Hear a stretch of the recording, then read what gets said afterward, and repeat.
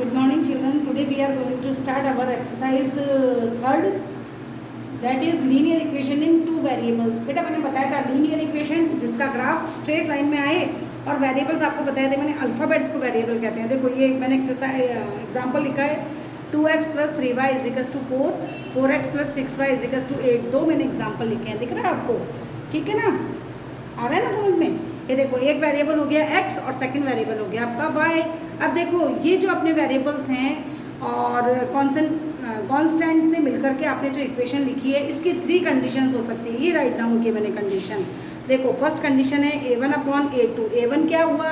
देखो इस इक्वेशन को मैं समझा रही हूँ, यूनिक सॉल्यूशन कहते हैं इसको। इधर देखो पहले आपको a1/a2 नॉट इक्वल b1/b2 हो ना, ये देखो नॉट इक्वल b1/b2 हो तो ये कंडीशन क्या कहलाती है? यूनिक सॉल्यूशन कहलाती है और इसको कंसिस्टेंट कहते हैं।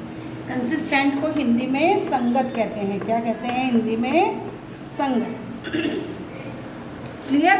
अब देखो ये कंडीशंस क्या होती है, a1 क्या है, a2, what about b1 and b2। तो देखो ये रही आपकी दो कंडीशन। जो फर्स्ट इक्वेशन होती है, जो x वेरिएबल है उसका जो कांस्टेंट होता है वो a1 कहलाता है। तो देखो इस कंडीशन के लिए 2/4 और ये हो गया आपका 3/7 है ना, a1 a2 b1 b2। देखो आपको 2 1 2 2 2 4, आंसर क्या है? 1/2 = 3/7। 3 और 7 both prime number, so they are not cut any one same table, so answer will be 1/2 = 3/7। अब ये इजिकल्स टू नहीं है, नॉट इक्वल है, तो इसका मतलब a1/a2 = नॉट इक्वल b1/b2। क्या कंडीशन कहलाएगी? ये यूनिक सॉल्यूशन। क्या कहलाएगा? Unique solution. और जब इन दोनों इक्वेशन से हम ग्राफ फॉर्म करेंगे तो देखो ग्राफ ऐसा बनेगा। ये आपको पता है ना, ये x कहलाता है, ये x डैश, ये y and this is y dash. ये नेगेटिव होता है, ये पॉजिटिव होता है, ये positive and this is negative. अब जो ग्राफ बनेगा वो देखो एक लाइन ऐसी बनेगी तो सेकंड लाइन ऐसी इंटरसेक्ट करते हुए बनेगी, एक पॉइंट पे एक दूसरे को इंटरसेक्ट करेंगे। So this condition is called unique solution. Clear? अब सेकंड कंडीशन देखो। सेकंड कंडीशन मैंने बनाई है, एक जस्ट अ मिनट मैं ये आपका इरेज करती हूँ फिर आपको समझाती हूँ। देखो अब सेकंड कंडीशन में आपको मैंने लिखा है कि a1 a2 = b1 b2 but not equal c1/c2 है ना। अब ये कंडीशन देखो, यहाँ मैं 6 करती हूँ तो देखो a1 a2 ये हो गए 2/4 = 3/6। 2 1 2 2 2 4 1/2, 3 1 3 3 2 6 1/2। a1 a2 = b1 b2 but not equal, यहाँ आप 7 कर दो तो ये हो गया 4/7। देखो ये आया आपका 4/7, नॉट इक्वल c1 c2। आ गई ये वाली condition, a1/a2 = b1/b2 not equal c1/c2। ये कंडीशन कहलाती है नो सॉल्यूशन। क्या कहलाती है? No solution. और इसको कहते हैं इनकंसिस्टेंट। यहाँ पे कंसिस्टेंट था, ये कहलाता है इनकंसिस्टेंट। और हिंदी में मैं बता दूँ आपको, इसको कहते हैं असंगत।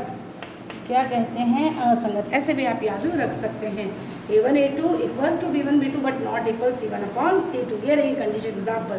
इसका जो ग्राफ बनेगा उसको देखो, मैं इसको इरेज करूँ फिर आपको ग्राफ बना के दिखाती हूँ। देखो इसका जो ग्राफ बनेगा ना, उसको ये बनेगा ऐसा, पैरेलल लाइंस। कैसा बनेगा? ऐसी पैरेलल लाइंस आए। आप कितना भी इसको आगे बढ़ाएंगे तो क्या होगा, ये एक दूसरे को कहीं टच नहीं करेंगी, आपस में इंटरसेक्ट नहीं करेंगी। पैरेलल लाइंस, तो इसका ग्राफ क्या होता है? पैरेलल लाइंस होता है। ठीक है, आ गया ये समझ में? फिर उसके बाद है थर्ड कंडीशन। वो थर्ड कंडीशन मैं आपको समझाती हूँ, ये बीच में से सब हटा दूँ। देखो थर्ड कंडीशन में आपका जो कंडीशन आएगी वो आएगी a1/a2 = b1/b2 = c1/c2। तीनों ही ABC b1 और b1 और 2 इक्वल होंगे। जैसे देखो 2/4 ये हो गया आपका 3/6, ये हो गया 4/8। दिख रहा है आपको? a1 a2 b1 b2 c1 c2।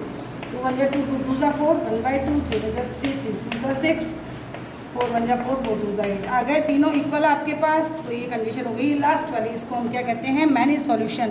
और इसका भी जो ग्राफ बनता है वो बताएंगे अभी। इसको भी हम कंडीशन क्या कहलाती है? कंसिस्टेंट। और इसका जो ग्राफ बनता है वो इस टाइप का होता है। देखिए ऐसा होता है इसका ग्राफ। एक लाइन ऐसी बनेगी, दूसरी लाइन भी इसी के ऊपर बन जाएगी। ये है थर्ड कंडीशन का ग्राफ।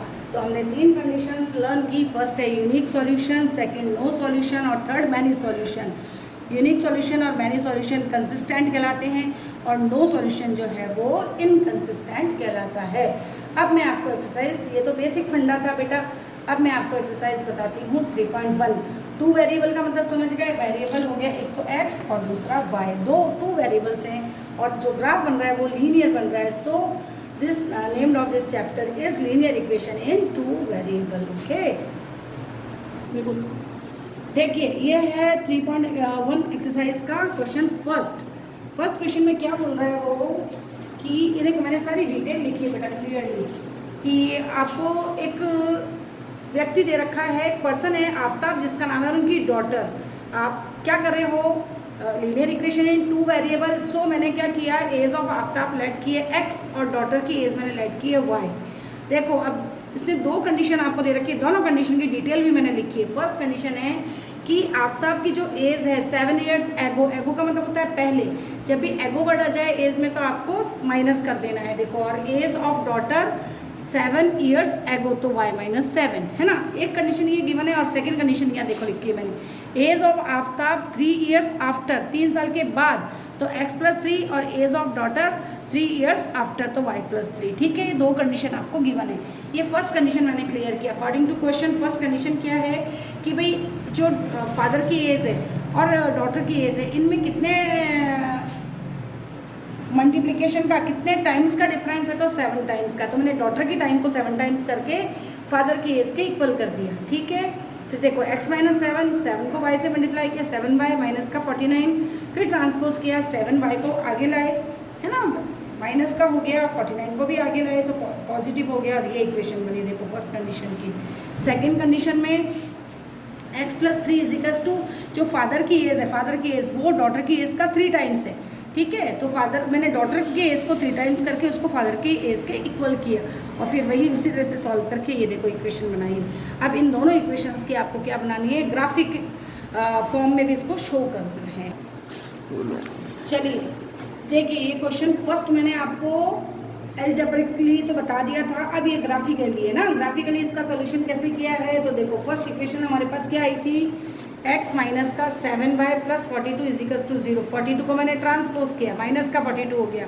देखो अब वैल्यू, मैंने आपको पहले भी 9th में भी ग्राफ समझाया था बेटा, समझ में आया होगा या नहीं मैं नहीं जानती, पर मैं अगेन आपको एक्सप्लेन कर रही हूँ। देखो x - 7y = -42, या तो आप x की वैल्यू रखो या y की वैल्यू रखो। मैंने यहाँ y की वैल्यू रखी है। देखो x as it is, minus as it is, 7 as it is, y की वैल्यू 6 रखी = -42। तो देखो 7 6 जा क्या हो गया 42, ये माइनस का 42 पीछे गया तो ट्रांसपोज होकर के पॉजिटिव हो गया। आगे वाला ये जो था ऑलरेडी माइनस का था और ये पीछे जा करके ट्रांसपोज हुआ तो पॉजिटिव हो गया, तो ये प्लस और माइनस कैंसिल होकर के x की वैल्यू 0 आ गई, जब y आपने क्या रखा 6 रखा। ये first condition. Second condition again रखी, देखो y की वैल्यू अब की बार मैंने 7 रखी, तो 7 7 जब 49 हो गया, 49 को ट्रांसपोज किया तो पॉजिटिव हो गया, 49 में से 42 गया तो आपके पास क्या बचा 7। यानी जब आपने y की वैल्यू 7 रखी तो x भी आपके पास 7 आ गया। ये कंडीशन ये रही, 0 6 और 7 7। उसी तरह से मैंने सेकंड वाला जो इक्वेशन थी x - 3y, इसको ट्रांसपोज कर दिया, माइनस का 6 था, ट्रांसपोज करके पॉजिटिव कर दिया। x की वैल्यू देखो, यहाँ तो मैंने y की वैल्यू रखी, यहाँ x की रखी, आप किसी की भी वैल्यू रख सकते हैं, बस आपको सिस्टम से इसको कंप्लीट करना है तो आपका आंसर आएगा। देखो यहाँ पर x की वैल्यू रखी 0, तो आंसर ये रखो, x की वैल्यू 0 रखी, -3y = 6, ये 3y = 6 बचा, 0 की कोई वैल्यू नहीं तो y, और ये माइनस का 6/3 हो गया, 3 2 6, ये रहा 0 की वैल्यू, 0 तो x की वैल्यू पुट की थी और y की -2 आई, ये बॉक्स बना दिया। ठीक है, ऐसे बॉक्स भी आपको फॉर्म करने हैं हर बार ग्राफ में। Second equation x - 3y = 6, x की y की वैल्यू मैंने -1 पुट की, 3 1 = 3 और माइनस माइनस हो गया प्लस, पीछे जाके ट्रांसपोज किया तो फिर माइनस का हो गया, x की वैल्यू 3 और y की वैल्यू आपने क्या रखी थी -1 रखी थी, ये y की वैल्यू -1 रखी तो x आपके पास 3 आया समझ में, 3 1 = 3, माइनस माइनस प्लस हो गया आपका इस तरह से। और फिर देखो ये रहा 0 और 6। अब देखो x पर 0 हो तो ग्राफ y वाली लाइन पर बनेगा और y अगर 0 हो तो x वाली लाइन पे बनेगा। यहाँ x 0 है तो ये 0 हो गया, यहाँ पे ये ओरिजिन है, ओरिजिन के कोऑर्डिनेट्स मैंने 0 0 बता रखे ना, x के लिए भी 0 होता है ओरिजिन और y के लिए भी 0 होता है।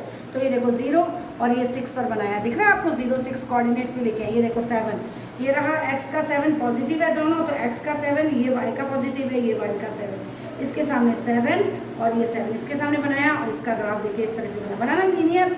सेकंड इक्वेशन का 0 टू y पे -2 है, ये रहा y पे -2, कोऑर्डिनेट्स नहीं लिखे मैंने, लिख देती हूँ 0 और -2, ठीक है, दिखा आपको। और ये रहे एक और कोऑर्डिनेट 3 पर, देखो ये 3 तो पॉजिटिव है और y जो है माइनस का, तो -1 ये रहा, तो आपका 3 और -1, देखो ये कोऑर्डिनेट्स आए, ठीक है। ये इसका ग्राफ बना। अब इसको अपन और आगे बढ़ाएंगे ना, दिख रहा है आपको, इसको आप और जब आगे लेके जाते हैं, ये देखो मैंने दीवार पर बनाया है, ये यहाँ पर क्या हो रहा है, ये यहाँ पर एक दूसरे को क्रॉस कर रहे हैं, यानी ये वाला आंसर जो होगा फर्स्ट क्वेश्चन का आंसर क्या है, यूनिक सॉल्यूशन, और ये कंसिस्टेंट होगा, ठीक है। ओके, देखो ये है नेक्स्ट क्वेश्चन। इसमें आपको कॉस्ट ऑफ बैट अपन ने लेट किया x और कॉस्ट ऑफ बॉल लेट किया है y, ठीक है। इक्वेशन दिख रही है आपको, देखो फर्स्ट में दे रखा है आपको 3 बॉल्स और 6 बैट्स की वैल्यू है 3900। इक्वेशन को मैंने सॉल्व किया, 3 6 3 कॉमन आ गया, 3 से 3 कैंसिल, x प्लस 3 2 सा 6 2y, इस 3 का डिवाइड कर दिया, देखो 3 1 सा 3 3 3 सा 9 0, 3 हट गया। ये हो गई आपकी फर्स्ट इक्वेशन। सेकंड दे रखी है कि सिंगल बैट, एक बैट है और 3 बॉल्स, इन दोनों की कॉस्ट हो गई 1300। इक्वेशन फर्स्ट और सेकंड, ये इक्वेशन फर्स्ट को मैंने सॉल्व किया, दिख रहा है आपको।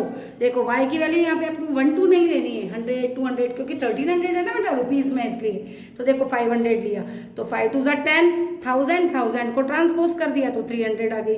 वैसे यहाँ पे 600 ली, 1200 हो गई, 1200 को ट्रांसपोज कर दिया तो x की वैल्यू 100 हो गई। उसी तरह से मैंने सेकंड इक्वेशन को भी सॉल्व किया है, और अपने पास जो कंडीशन आई है उससे अपन हम ग्राफ फॉर्म करेंगे, ठीक है। बोलो, चलिए देखिए, ये है सेकंड क्वेश्चन की, आपको मैंने एल्जेब्रिक सॉल्यूशन तो बता दिया था, अब ये है ग्राफिकल सॉल्यूशन। इसमें देखो ये इक्वेशन अपने पास आई थी, x और y की वैल्यू, ये बॉक्सेस मैंने बनाया, उस बेस पर मैंने ग्राफ बनाया। देखिए फर्स्ट कंडीशन है 300 और 500, यानी x की वैल्यू 300 है, ये रही 300, दिख रही है x की वैल्यू पॉजिटिव 300 और y की क्या है 500, तो देखो ये रही 300 x की और y की ये रही 500, दिख रही है ये आपको, ये रही है ना। सेकंड कंडीशन है 100 और 600, ये रही 100 और ये रही 600, ये रही, देखो आपको ये लाइन बना के भी दिखा देती हूँ मैं, दिख रहा है आपको। और फिर मैंने इसको लाइन को दोनों को मिलाया तो एक लीनियर इक्वेशन आ गई। सेकंड कंडीशन देखो ये 100 400, 100 पर 400, ये रहा 100 पर ये 400 रहा आपका, और 400 पर 300, 400 ये रहा, उस पर आपका 300। ये देखो ये लाइंस मैंने दोनों बनाई तो पैरेलल लाइंस आ रही है, और पैरेलल लाइंस जहाँ आती है वो कंडीशन क्या कहलाती है, वो कहलाती है नो सॉल्यूशन। और इसका आंसर क्या होगा, A1 A2 not equal B1 B2 but not equal C1 C2, ये कंडीशन। हालांकि ये चीज़ उसने आपको पूछी नहीं है क्वेश्चन में, वो केवल ग्राफिकल सॉल्यूशन और एल्जेब्रिक सॉल्यूशन मांग रहा है, वो दोनों मैंने आपको बताए। अब ये जो थर्ड क्वेश्चन है बेटा, वो आपको सेल्फ करना है, उसका एल्जेब्रिक सॉल्यूशन भी आपको करना है और ग्राफिकल सॉल्यूशन भी आपको करना है, और ये भी बताना है कि उसमें कंडीशन नो सॉल्यूशन, यूनिक या मैनी सॉल्यूशन आएगी, ठीक है। कंडीशन की इक्वेशन मैं आपको बना के दे देती हूँ। देखो कॉस्ट ऑफ एप्पल्स, क्या लिखोगे थर्ड क्वेश्चन के लिए, cost of apple is equal to, आप ऐड करेंगे x, और cost of grapes, cost of grapes आप ऐड करेंगे y। तो फर्स्ट इक्वेशन आपकी आएगी 2 kg of apples and 1 kg of grapes, तो 2x plus y is equal to how much rupees, cost क्या है इनकी टोटल रुपीज़ 160, ये फर्स्ट कंडीशन हो गई। और सेकेंड है after a month the cost of 4 kg of apples, तो 4x प्लस y आपका कितना हो गया 2 kg है, तो 2y is equal to condition आ गई आपकी 300। देखो इसको आप और सॉल्यूट कर सकते हो, यहाँ 2 कॉमन ले सकते हो, 2 कॉमन लेंगे तो 2x plus y is equal to 300, और 300 में आप 2 का डिवाइड करेंगे तो कंडीशन आएगी 2x plus y is equal to 150। तो ये हो गई आपकी second equation, and this is your first equation. Solve this question both graphically and algebraically. Okay, next question आपको नेक्स्ट वीडियो